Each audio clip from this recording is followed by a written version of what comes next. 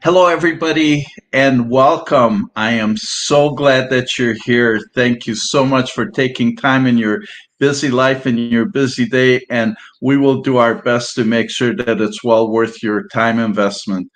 So, my name is Peter Goldstein, and I'm founder at We Did It Health. And our mission here is to support grassroots ambassadors like yourself in inspiring hopeful curiosity in our friends and loved ones to help them shift their lifestyle to become plant based because we know all the amazing benefits of being plant based. So that's our work, and please join us at We Did It Health. Please subscribe to the YouTube channel, and we're now on podcasts also. So please join us. Welcome. And I will not take any longer here to introduce Dr. Sailesh Rao. And of course, most people have heard of him, and he's been doing an amazing job talking about climate healing and how a plant-based lifestyle is the solution for all the problems with climate. So from the perspective of climate healing, let's welcome Dr. Sailesh Rao, and he's going to tell us all about what's going on with the climate, what the solutions are, how to prevent the climate deterioration, and most important, how we can inspire our friends and loved ones to hopeful curiosity for a plant-based lifestyle. So with that, welcome, Dr. Rao. Thank you so much, Peter. Thank you for all the good work that you do at We Did It Health. Thank you. Yeah. I'm honored. Thank you so much. Yeah.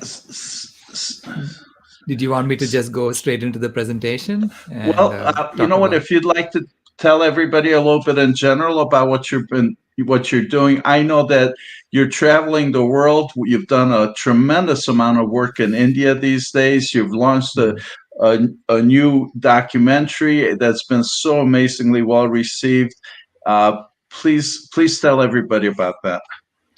Yeah, so it's been a great journey, and this we've released a documentary called "The Land of Ahimsa," which is now available on Unchained TV. And I did a tour about that last year with Dolly Vyasahuja, the producer, and some activists. And basically, the Land of Ahimsa is helping Indians, inspiring Indians to take on the role, the leadership role. And I will explain to you in my presentation why I feel India should be taking the leadership role in creating a climate healing civilization. And I went back again recently to talk at the Vegan Forest Festival, and there is a new documentary called the Maa Ka Doodh, which literally translates to mother's milk, and it's about the dairy industry in India because dairy is the big problem in India, and it basically exposed the dairy industry thoroughly. And so anyone who watches that movie is basically at the end of that they have no questions. They're saying I'm going vegan, and it's become like a great magnet for the vegan movement, encouraging people to go vegan. So if people have any doubts about dairy, please watch Mother's Milk, and it's available on YouTube, Maa Ka Doodh. And you will see, especially Indians, I'm telling them, please watch it, and you will see that there is no choice, but we have to go vegan. So that has been a great addition to our arsenal for helping people, inspiring people to change. Because ultimately, we have a choice, and I'm going to start showing my presentation now. Basically, we have a choice of whether we want to heat the climate or heal the climate. So I use this steering wheel metaphor. So we've all been given a steering wheel, and we have tremendous power with the steering wheel. We can choose to heat, or we can choose to heal. And it is that any steering wheel comes with responsibilities, okay, and accountability for what you're doing with it. And right now, a lot of us are stuck in the heat mode because of the system that we are in. And I'm going to show you how can we transform that to a heal mode, and how do we then all collaborate to heal the climate. So that to me is the should be the focus of Earth Day and Earth Month. Basically, how do we transform from heating to healing? And I'll show you why I feel that animal agriculture is at the core of it. So, um, I mean, my journey started in 2005 when I saw Al Gore's presentation on TV. And by 2009, I was probably one of the most depressed environmentalists on the planet, because I thought that we are the only species that doesn't belong on Earth, that every other species just lives and the planet thrives, and we are the only species that just lives and the planet dies. So I thought human beings were an ecological mistake, right?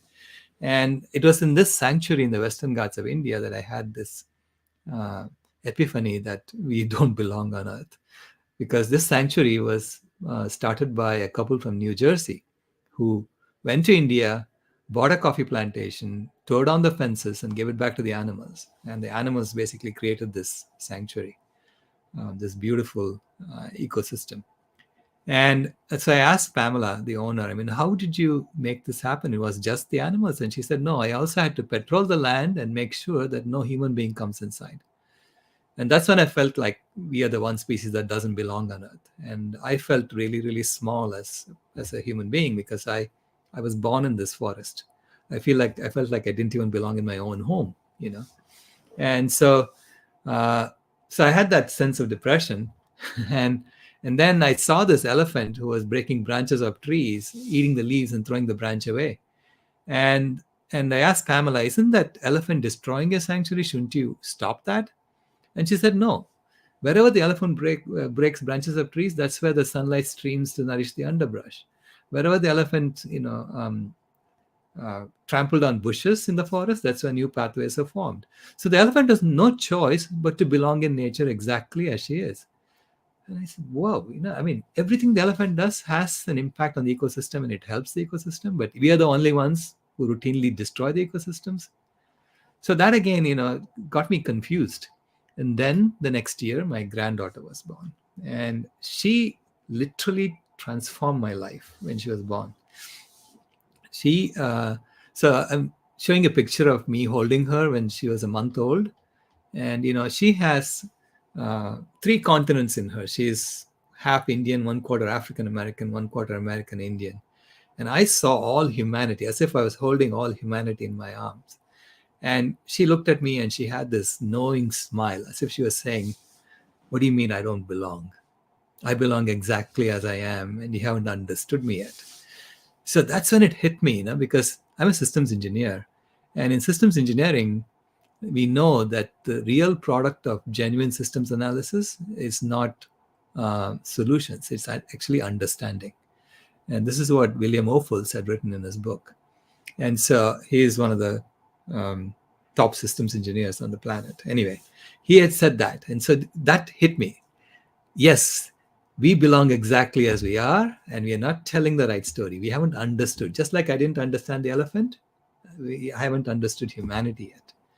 So then I started looking back and looking at all of the scientific literature from that new lens, that we belong exactly as we are. And you know what? Everything started making sense. So I'm going to say that, if because I was focusing on climate change, I was looking at CO2 emissions. And CO2 emissions, we know right now a lot of the CO2 emissions is coming from fossil fuels, at least the way it's been accounted for in the IPCC. And land use change is at the bottom, and it's not that big. It's about 10-15% or so of the total. So this is why people are focusing on fossil fuels.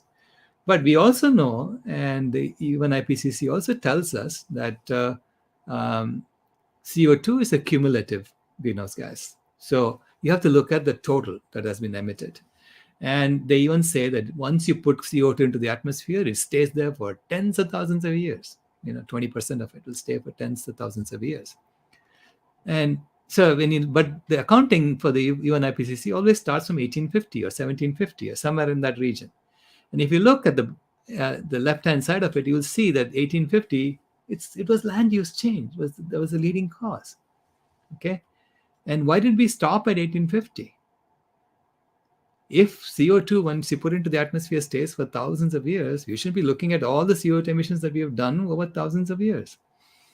So that led me down this rabbit hole, right? So, and I started seeing what was going on. And so, and in 1850, we know that land use change was the leading cause. And then again, if you integrate from 1850 to present time, land use change is actually second to coal. It's not something insignificant. Okay, coal is number one, land use change is number two, and then comes oil, and then gas, and then cement if you integrate.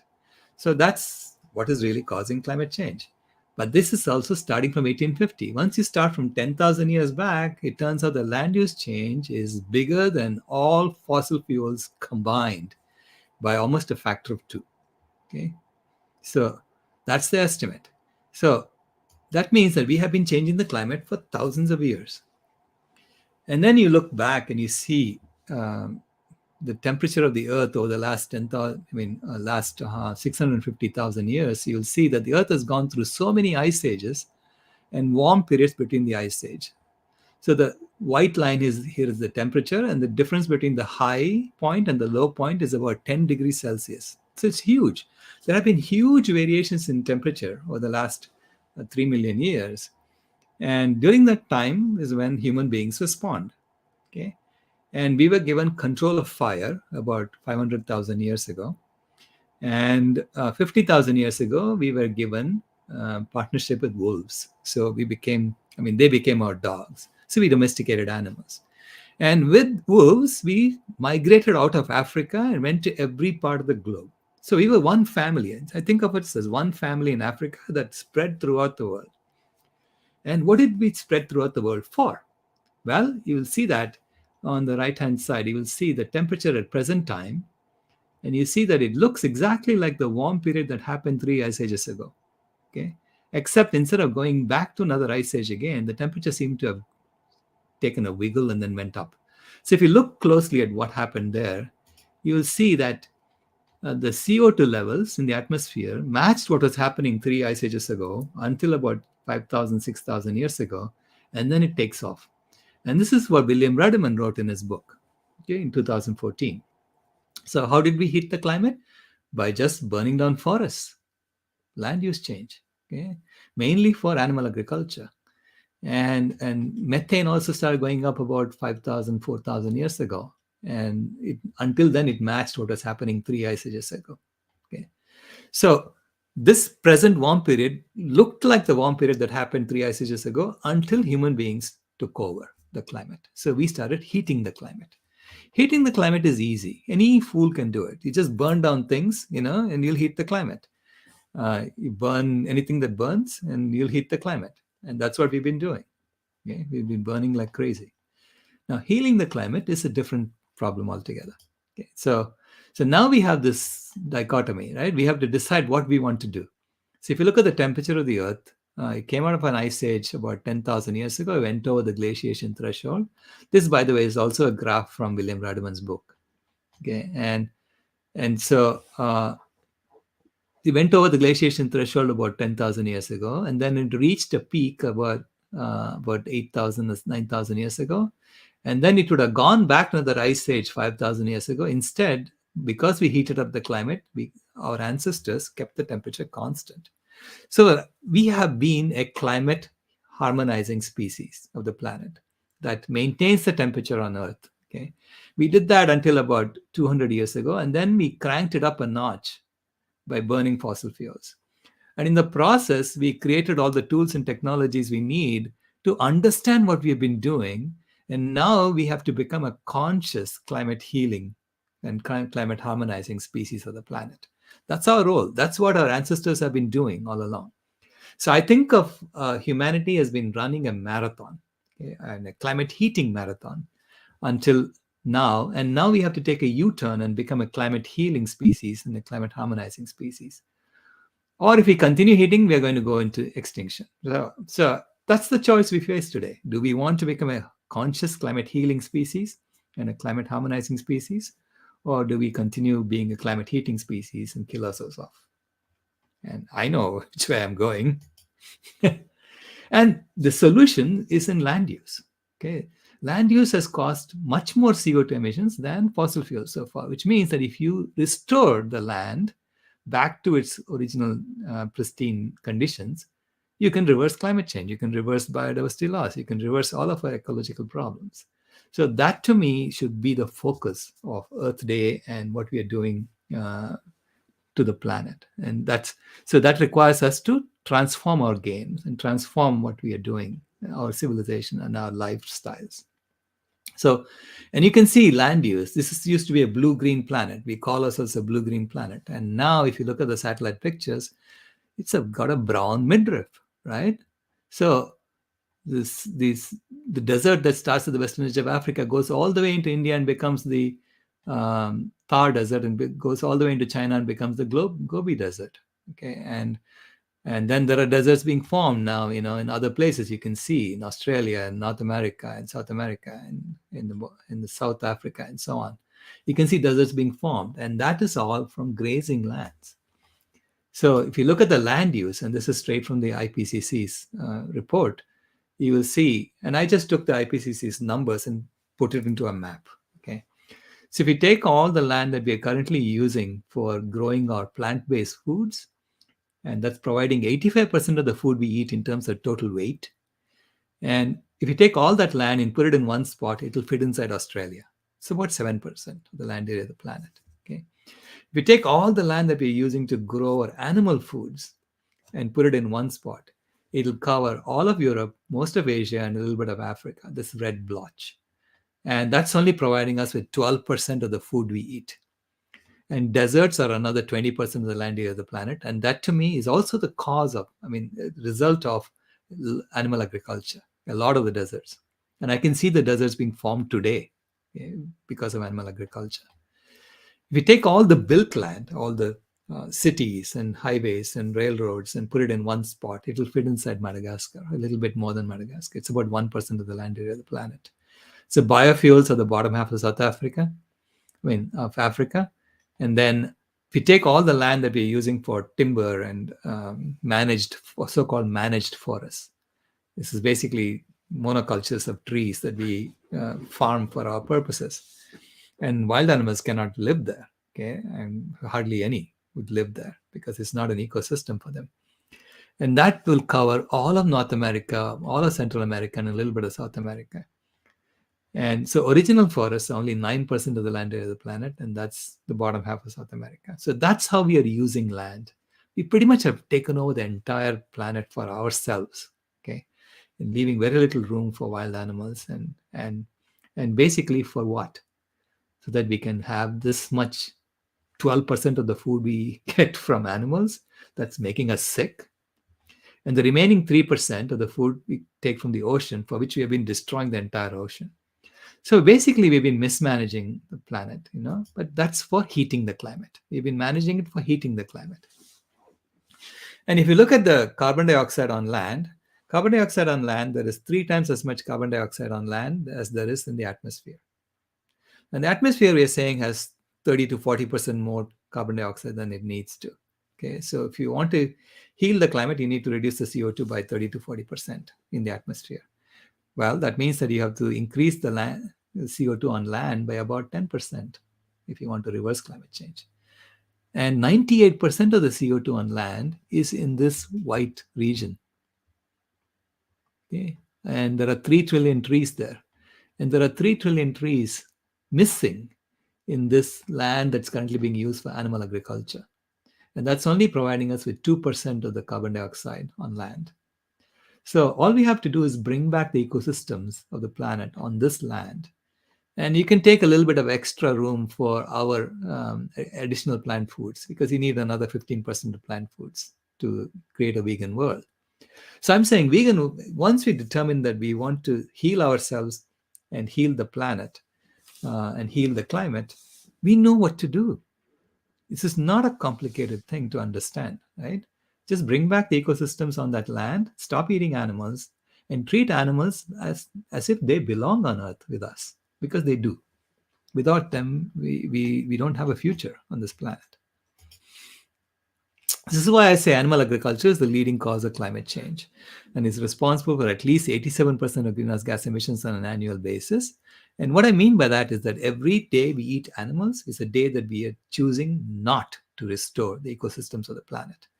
And if we all decided to go vegan, that land will sequester so much extra CO2. So the opportunity cost of using that land for animal agriculture, to me, is the major component that brings that number up to 87%. And the planet is literally dying, right? Because of what we are doing to the animals and to the ecosystems. Between 1970 and 2010, we wiped out 52% of wild animals, and that became 58% by 2012 and 68% by 2016. And so it's on track to hit 100% by 2026. And this is why I made a promise to my granddaughter that we will get to a vegan world by 2026, because we have no choice. We cannot kill the planet off and expect to thrive. And there are several tipping points in the climate that's also pointing us in the right direction, telling us that by 2026 is probably the limit by which we have to change our civilization to a climate healing civilization. Okay.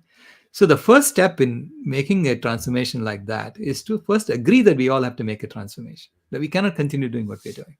Okay. So there are 6 tipping points in the climate that are under less than 2 degrees Celsius. So that's Greenland ice sheet. So all the orange dots here have been identified as tipping points in the climate. So once you let a tipping point go the other way, then it's almost impossible to pull it back. So it becomes really hard to pull it back. And this is why it's important for us to make our transformation very quickly. Now, Gus Speth, said 10 years ago or so that I used to think that the top environmental problems are biodiversity loss, ecosystems collapse, and climate change. I thought that with 30 years of good science, we could address these problems. But I was wrong. The top environmental problems are selfishness, greed, and apathy. And to deal with those, we need a spiritual and cultural transformations. And we scientists don't know how to do that. Okay. Now, he's a scientist and I'm an engineer.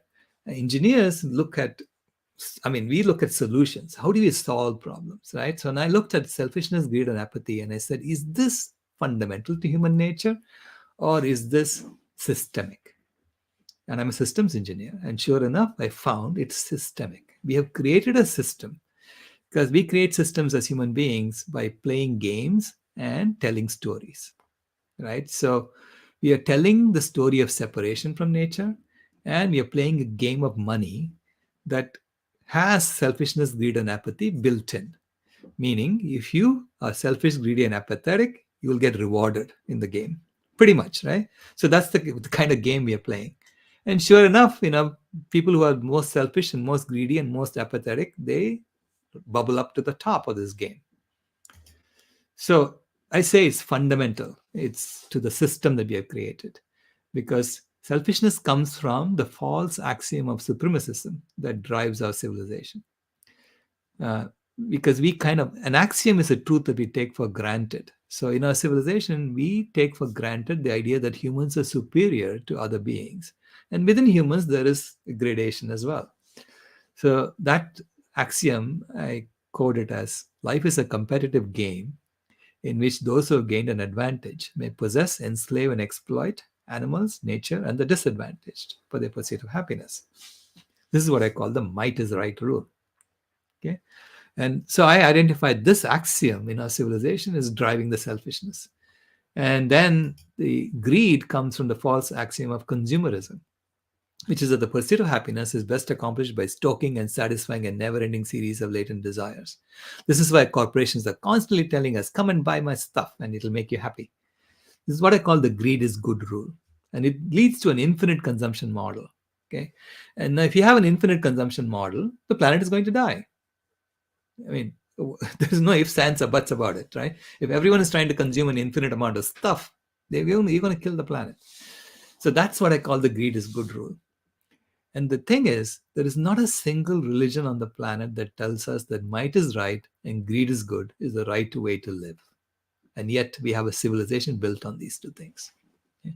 And finally, the apathy comes from the false axiom of global hunger, that the entire global economy will grind to a halt without a significant portion of humanity, roughly about 10%, being chronically hungry.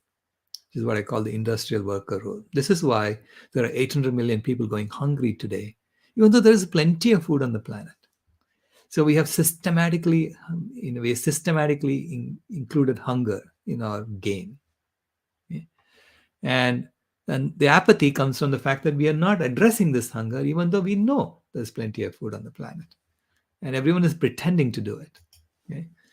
So we have built two machines that drive the civilization. And so I can put all human activities into one of these two machines. There's a burning machine, which is basically implements the false axiom of consumerism. And it's all about providing us goods and services so that we can consume, and look for happiness outside. And then there's the killing machine, which is mainly about the false axiom of supremacism, in which we are killing like all these animals, and we even kill people, we sicken people and kill them off. And this killing machine is also a huge part of our economy. So all of human activities can be put into one of these two machines. And you say, how did we get away with this for so long? How did we not see this? And there is a lot of deception in the system. So the climate heating system is built on deception, on domination, and death, disease, and destruction. Domination of others, death for the animals, diseases for human beings, and destruction for the planet. Okay? And it all starts with deception. So we are conning ourselves into doing this. And the picture I show in the back here is a satellite picture of how the Amazon is being deforested. And you will see clumps of green in the deforestation, because there is a convention in science that any 1 kilometer by 1 kilometer grid that is greater than 10% tree cover is still classified as a forest. So we start deforesting like this, and we pretend we haven't deforested. Okay? That's part of the game we are playing. Is it any wonder that the wild animals are dying off? And there are 4 deadly dietary deceptions that Dr. John McDougall talks about, and he has it on his website. The protein deception, the calcium deception, the omega-3 deception, the starch deception.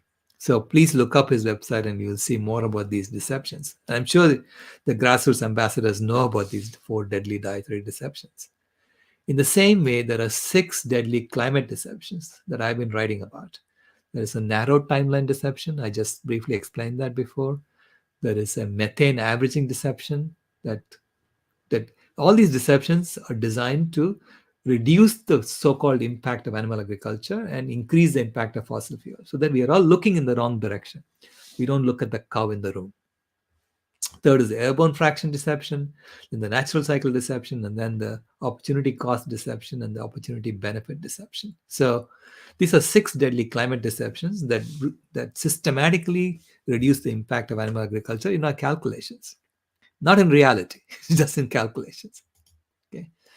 So I created a climate bathtub model to help people understand how to actually solve climate change. Because in any systems engineering problem that I've ever dealt with, the first thing I do is to create a model that helps me understand the solution space. So that's what I did with this. All the numbers here correspond to what's happening in the atmosphere. And I'm still using the same conventions that the UN IPCC uses. So I haven't really overcome the deceptions in my model. Okay. If I change it's not going to change the solutions much, but the numbers will look different if we get rid of those deceptions. Anyway, using their own accounting, I'm going to show you that they're also telling us to address the killing machine first if we solve the problem accurately. Okay, so in the bathtub model, there's a baby sitting in a bathtub, and the bathtub has 1,000 liters of water, and that corresponds to the 1,000 billion tons of CO2 that we have added to the atmosphere. So the bathtub represents the atmosphere, and the water represents the carbon dioxide in the atmosphere, or the greenhouse gases in the atmosphere. And the bathtub is filling up with 2 faucets. The burning machine faucet is pouring 35 liters per minute into the bathtub. That corresponds to the 35 billion tons of CO2 equivalent that we pour into the atmosphere from the burning machine. And the killing machine faucet is pouring 15 liters per minute, which corresponds to the 15 billion tons of CO2 equivalent that we pour into the atmosphere from the killing machine, according to UN IPCC conventions. Okay, so then the burning machine faucet is connected to the to the aerosol tank, and that aerosol tank has 350 liters of water. So this is a cooling gas. I mean, basically, when we burn fossil fuels, not only are we putting warming gases like CO2, we're also putting cooling gases like SO2, sulfur dioxide, and they only stay in the atmosphere for a few weeks and they come down. Okay, so that's why there is an aerosol tank, and that has 350 liters of water. That corresponds to one third of the heating that's being masked by the cooling gases. This is why 350 liters compared to 1,000 liters. Okay. And then the killing machine faucet is connected to the drain of the bathtub, so that for every 1 liter per minute that you turn down the killing machine faucet, it opens the drain and lets 2 liters per minute flow out of the bathtub into this vegan reforestation tank. So I'm saying the vegan reforestation tank has a capacity of 2,000 liters. That corresponds to the 2,000 billion tons of CO2 that you could be storing on land if we didn't eat animals. And that to me is a lower bound. Right now there is 9 trillion tons, so 9,000 billion tons of CO2 being stored in 3 trillion trees. So if you bring back the other 3 trillion trees, surely we can add another 2,000. Okay, that's my estimate. So that's the setup. And then you ask, how would you save the baby and drain the bathtub? And I'm also saying that the baby will drown if the water level goes up to 1,200 liters. So it's 20% more CO2 than what we have today. I estimate that we are going to reach all these tipping points that you cannot really pull back anymore, because there'll be so many tipping points that will be triggered. Okay, so that's the setup. And then you ask, how would you solve this problem? So I did several animations to show you the setup itself. First animation is, if you do nothing, what happens? If we do nothing, in 4 minutes, the baby dies, because there is 35 liters pouring in from the burning machine and 15 liters pouring in from the killing machine. And you will get to 1,200 liters in 4 minutes. Unfortunately, the slide is not moving, so there should be an animation going on here. All right. So then if you just turn down the burning machine faucet by 15 liters per minute, the baby dies in 1.4 minutes, because it opens up the aerosol tank. Unfortunately, you cannot see the animations, but in the slideshow, if you get the slides, you will be able to run the animations and show. So then I'll just go through these, and not wait for the animations. So if you just turn down the burning machine faucet by 15 liters per minute, then the burning machine faucet will go down to 20 liters per minute. Killing machine will be 15 liters per minute. And 150 liters is going to pour out the aerosol tank into the bathtub. So that's what you will see. I'm going to give these slides to Peter so he can share it with all of you. Then the killing machine, if you only do the killing machine, the baby actually dies in 40 minutes. So, but it still dies, because as any plumber will tell you, if you have two faucets pouring water into a bathtub, you need to eventually shut off both faucets. Okay, so that's how you'll solve climate change. You have to turn down the burning machine and you have to turn down the killing machine, both. And so then there's a fourth animation that shows what happens if both of them are on. Finally, the optimum solution. So I have an optimum solution slide that shows you what is the most optimum thing to do. And the optimum thing to do shows that you need to turn off the killing machine today, as soon as possible. And then you can turn down the burning machine faucet slowly over time. Okay, so this is how you always engineer something. You write a model, then you figure out the solution in the model, and then you implement that solution in real life and check whether the real life matches what the model is trying to tell you. And if it doesn't, then you fix your model. You don't fix reality, you fix your model, right? And keep iterating. That's how you solve engineering problems. And to me, climate healing is an engineering problem, because we have to collaborate among all of us, all 8 billion engineers, in order to solve climate change. So the optimum solution requires us to shut down the killing machine today. Then you ask, if it takes us 5 years to shut down the killing machine, so let's say 5 minutes to turn off the killing machine faucet, then what happens? It turns out, and in that case, the baby barely survives. The water level will go up to 1195 liters, and then you can solve the problem. So anyway, I'm sorry that the animations are not showing in this slide presentation, but you will see that in the slides I give Peter. So I say this is our moment of choice, where we have to decide whether we are going to stay a caterpillar or are we going to become a butterfly? So we have been put into the chrysalis by COVID 19. COVID 19 was nature telling us go to your room and think about what you're doing and come out knowing which way you want to go. And so a lot of us have begun to think about what we are doing now, right? So that's what COVID 19 did. So here I am, I use Wei Sheng's three principles. I say I'm going to tell you the truth, and I'm going to tell that truth without offending people because it's a system problem. It's not, we're all playing roles in a system. And I also tell you that to solve the problem requires us to make sacrifices. So we are going to be changing some of the things that we take for granted, okay, in order to solve the problem. So no sacrifice, no gain. But we need to be clear about what we want to do. And I also focus on those who are sitting on the fence, because there's an old Tamil saying, it's possible to wake up someone who is sleeping, but it's impossible to wake up anyone who's pretending to be asleep. So let those who are pretending to be asleep stay far away and let them be there. Focus on those who are questioning and then get them to come over. And also it requires us to change the entire system. Okay, we have to change the system to the correct axioms. And Buckminster Fuller said that very clearly. You can never change things by fighting the existing reality. To change something, build a new model that makes the existing model obsolete. And that new model has to be based not on deception, but on honesty, not on domination, but on humility, and not on death, but on health, and not on disease, but on, happiness and harmony. Okay, not disease and destruction.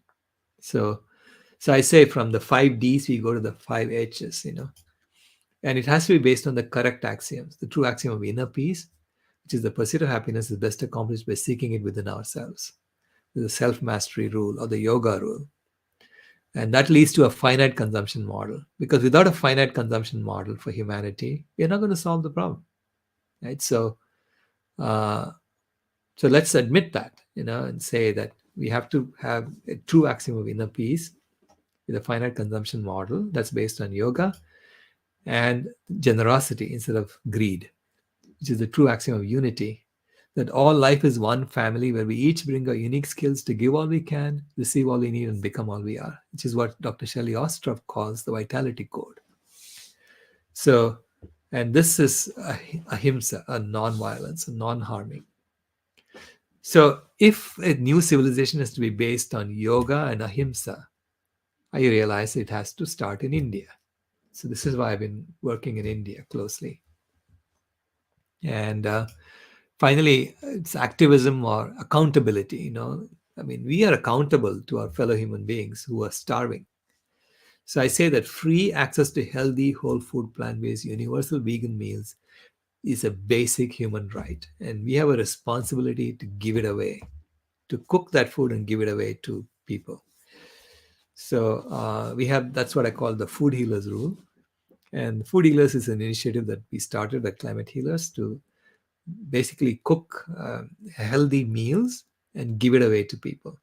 So that give it away to everyone who's hungry or even not hungry. Because to me, hunger, right now, we measure hunger in terms of calories. In reality, hunger is the lack of nutrients. And almost everyone is nutritionally hungry, okay? Because they are not eating the right foods at the moment. So it's our responsibility to give it to them.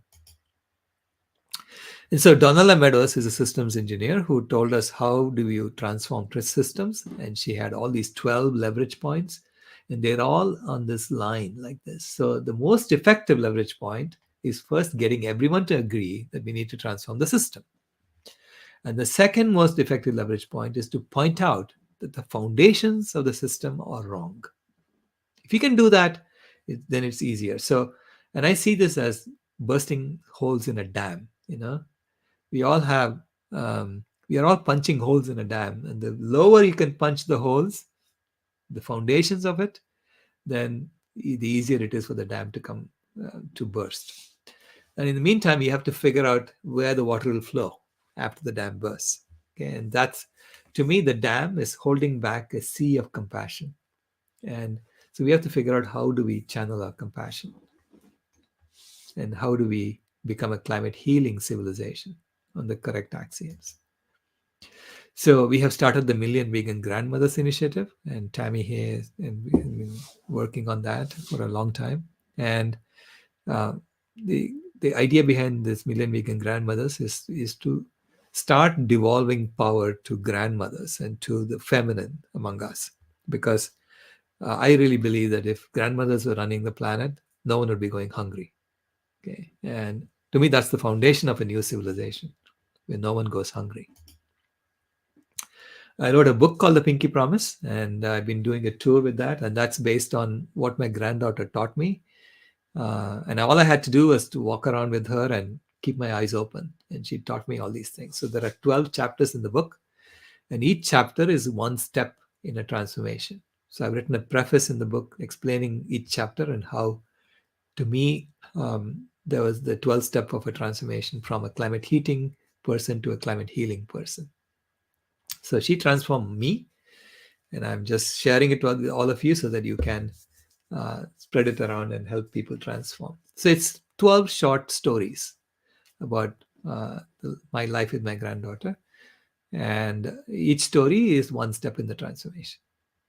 So you can find that on Amazon, and I'm happy to send out books in boxes if you want.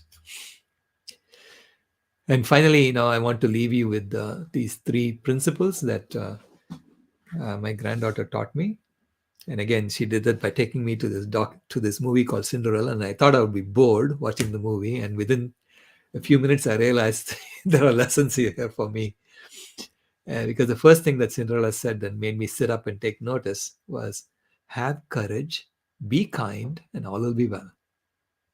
And I said, "That's it. You have to have courage to be kind when everyone else around you is being cruel to something or the other, to whether they're being cruel to animals or to other people. It takes courage for you to step up and say, stop that." Okay. So that's the first step. Have courage, be kind, and all will be well. If all of us are kind to all life, the planet will be fine. We will be in a climate healing mode. And just because it is what is done doesn't mean it's what should be done. This is the second thing the Cinderella said. This is all in the Lily James version of Cinderella. If you go watch that movie, you'll see. And this means that just because we have been eating some way doesn't mean you have to continue eating the same way. Just because we've been doing something all along doesn't mean you have to continue doing it. This is the time for transformation. That's what nature is telling us. Okay, don't continue doing what you're doing, otherwise I'm going to kill you. So now we have to transform. And the third is, imagine the world as it should be and act for it. What kind of world do we want? And imagine that, and then we will act for that world. So with that, I'm going to stop. How do I stop? Oh, remove from stream. There you go. Well, thank you. That was absolutely amazing. You have some real fans in the group here. Oh, thank you. One of the most selfless humans I know, says Linda Middlesworth. Thank you, Linda. Coming from her, she is one of those too. Thank you, Linda. Yes, and she does adore you, as do so many other people, and we're certainly are honored to have you here, and thank you for sharing this message. What just happened? Am I not here now? No, I I'm can back. see. I can hear you. Yeah. Okay. Well, on my end, it looked like I got lost, and we're having a storm, so quite possibly I'm having challenges. But so this is absolutely amazing, and your work and your whole community. You have such an amazing community with Tammy and Rebecca and Allison and the food healers and the grandmothers, showing leadership, showing us all how we can change, how we need to change, because I think you're right, and this is nature telling us, giving us a message, telling us it's time for us to wake up, and probably even beyond the climate, to be kind, to have a whole higher level of consciousness. That I think that's quite probably part of what's going on here is we're moving into a new age of consciousness, and certainly the work that you're doing and so many other people, including Linda, are doing is helping us move into this new consciousness. So thank you. Thank you. Yeah, I mean, I see, as I told you, the pivotal moment in my life was the birth of my granddaughter, and I see her as my boss. I mean, she's the only one I report to. The only one who Uh-huh. can. I won't listen to anyone else. I'll do my own thing, but with her, I'll do whatever she wants. And Hmm. uh, to me, the Pinky Promise book and the Pinky Promise itself, which gave me a timeline. So it did two things for me. It gave me a timeline saying, do it by this date. And then she said, it's your job. I'm not going to go talk to Yes. someone else. You are it. And so I had to take responsibility for it. And, when you take responsibility for something, okay, and you realize that every one of us has a responsibility, has this responsibility too, that I cannot palm it off on someone else. That it's my responsibility to work on this. And at first I thought, who am I? I mean, I'm just an engineer working on this problem. But the next morning I woke up realizing that I am a systems engineer. And in any engineering project, like any climate healing is an engineering project. In any engineering project, it's the systems engineer who gets involved first, who has to figure out the system model, who has to figure out how do we really solve this problem, and then show it to all the fellow engineers. And then the fellow engineers will say, okay, we agree with you, we can solve this problem. And what can I do to help you? Right? That's how projects happen. And it always begins with a timeline too. You know, if I say whenever, no one will really work on it. But if you say Hmm. 2026, people they say, okay, this is what I can do. This is how I can help. And they come along and start helping you. And to me, this is how engineering projects eventually work. Okay. And as we get closer and closer to the timeline, the people put more and more effort into it to get it done. And then we need to get governments also involved, because ultimately we have to do things in scale. Okay, it's not just governments, businesses like yours. I mean, so-called. I mean, you're trying to create uh, this momentum in the right direction. Beautiful. Hey, I have a couple questions and comments here that I'd like to share. Hmm. Okay, so here's one. Somebody's asking about, can you elaborate one of the six deceptions, the natural cycle? Yeah, Uh, and I want them yeah, to show that. yeah. So natural cycle deception is they say that some of the emissions are part of the natural cycle and don't count it. Okay. So I said, what do you mean you don't count it? Did we not do this ourselves? I mean, the animals that we created and domesticated and brought on Earth through forcible artificial insemination, we are saying they're part of the natural cycle. I mean, especially when we bring 12 times the equivalent biomass of wild animals that used to live 10,000 years ago, and they're counting it as part of the natural cycle. And I'm saying, what? You're saying the CO2 is part of the natural cycle, but the methane is part of the human cycle. How did the animal, front hoofs are in the CO2 camp and they're part of the natural cycle? The rear hoofs are in the methane camp where it's part of the human cycle. I mean, the lack of consistency in the IPCC's conventions drive me crazy. Okay, because I'm a systems engineer. I want consistency in how you measure things. If you're honest about things, that's how you should be doing it. So I say all of it has to be counted. We have to take responsibility for bringing the animals on this earth. We have to take responsibility for killing out the wild animals, and not pretend that the breathing contribution of farmed animals are part of the natural cycle, and the methane is part of the human cycle. So anyway, that's one of the six deceptions. So I have the list of six deceptions, and I've written about five of them already in the blogs that I wrote.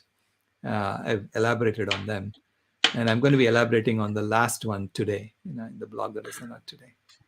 Excellent. So we have a question, but before I share Ken's question, did you Hmm. say that by 2026 we eliminate all wild animals? Did I hear No, you no. right? Well, if we continue on the current course, we are on track to wipe out almost 100% of them by 2026. Almost. I mean, you can keep a few tigers alive and pretend that they're not dead yet. Right. A few animals alive, but that's not a viable ecosystem when you do things like that. Oh my So God, that's yeah. because we have been conning ourselves, we've been saying that there are 32% of the forests are still left, but in reality 23 30, most of that is timberland and most of that is monocultures. Right. And so this And is why if you have to look at the biomass of wild animals, and that is the leading indicator for how soon we have to transform, right? yes, amazing. That's just inconceivable for me. All right, so we have a question from Ken Hamji. Uh, Please say some more about how hunger is used to control people. Yeah, to me, hunger is a deliberate foundation of the current civilization. It's an global industrial civilization. It's based on domination. And hunger is used to make people do things that they wouldn't otherwise do, like slaughterhouse work or working in the mines, or child labor for various things. And I mean, all these things, I mean, how do you make people do things they don't want to do? Make them hungry. And if they're hungry, then there'll be someone who will come along to do this job, right? And so that's why even though we have so much extra food, there's so much food waste going on, there's still 800 million people who are hungry. Okay, about 10% of the human population who are chronically hungry, and 10 million people die from hunger related causes every year. To me, it's part of the holocaust that's been happening, continuous holocaust that's been happening, unnecessary deaths, right? And a lot of deaths are unnecessary. Like, uh, we are not dying of natural causes, really. We are dying of diabetes related causes or obesity related causes, which are also hunger related causes, if you ask me. Mhm. Because to me, hunger is not about calories alone, it's about nutrition. And Absolutely. 95% of Americans don't get enough fiber in their diet, you know. And another Yes. 90% don't get enough magnesium in their diet. So I mean, there's so much nutritional deficiency, and that's being used to control people. So it's not just Yes. calorie based hunger, I'm also talking about nutritional hunger that's used to control Right. people. So people are made to, they're addicted to eating certain foods, and then they're given pharmaceuticals for the diseases Yes. that, yeah, they get from Yes.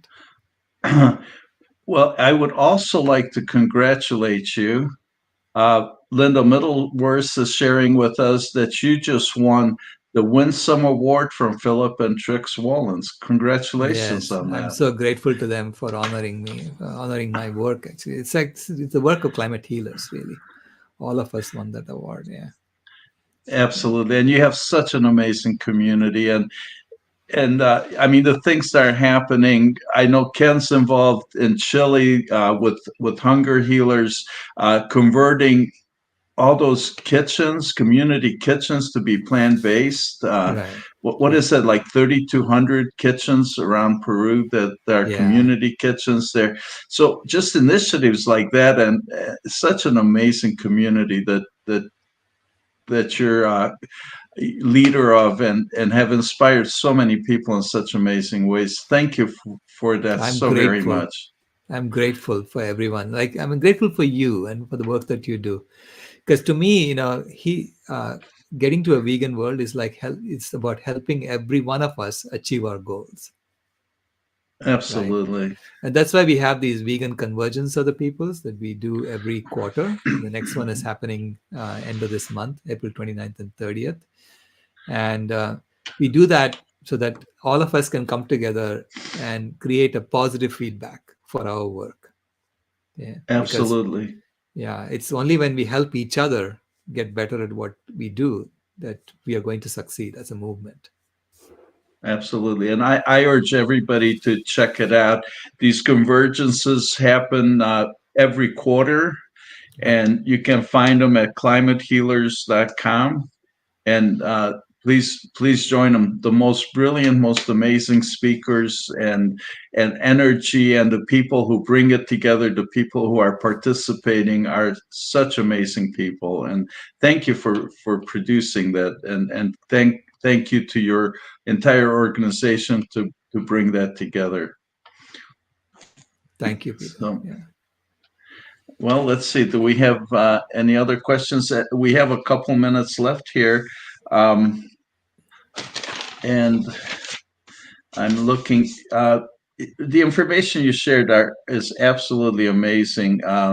I mean, I'm looking at the cumulative CO2 information that you changed. I shared.